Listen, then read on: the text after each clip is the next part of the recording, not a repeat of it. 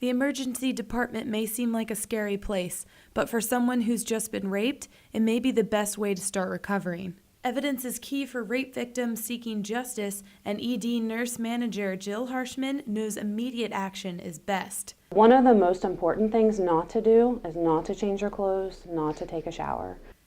The post-attack process starts before the ED with a call to abuse hotline or the police. Law enforcement would notify us that they're bringing a victim to the emergency department. That call would then prompt Women in Need. Women in Need is a victim advocacy group in Chambersburg specializing in legal, emotional, and physical assistance, plus anything else a victim might need. We will send an advocate out to the hospital for emotional support, provide information.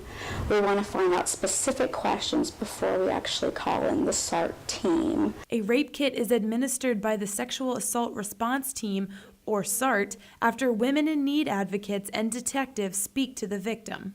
When you open the kit, you have very distinct directions on in what order you're going to collect evidence and what you're going to collect. We do oral swabs. We scrape underneath your fingernails and potentially even clip your fingernails so that we can, if there were any skin cells under there, any other kind of evidence that we could collect.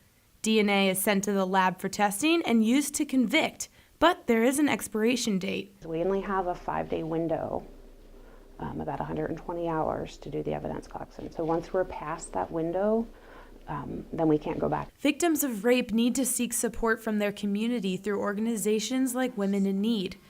Shippensburg University's Women's Center and other campus organizations offer support to empower student victims. The Counseling Center offers support. Sometimes students will go to the Spiritual Center because they offer support. They can sometimes find support in smaller groups, so maybe their residence life communities. From this point, victims can either proceed with a criminal trial or request a code of conduct hearing if the attacker is another student. For SUTV News, I'm Julie Ratcliffe.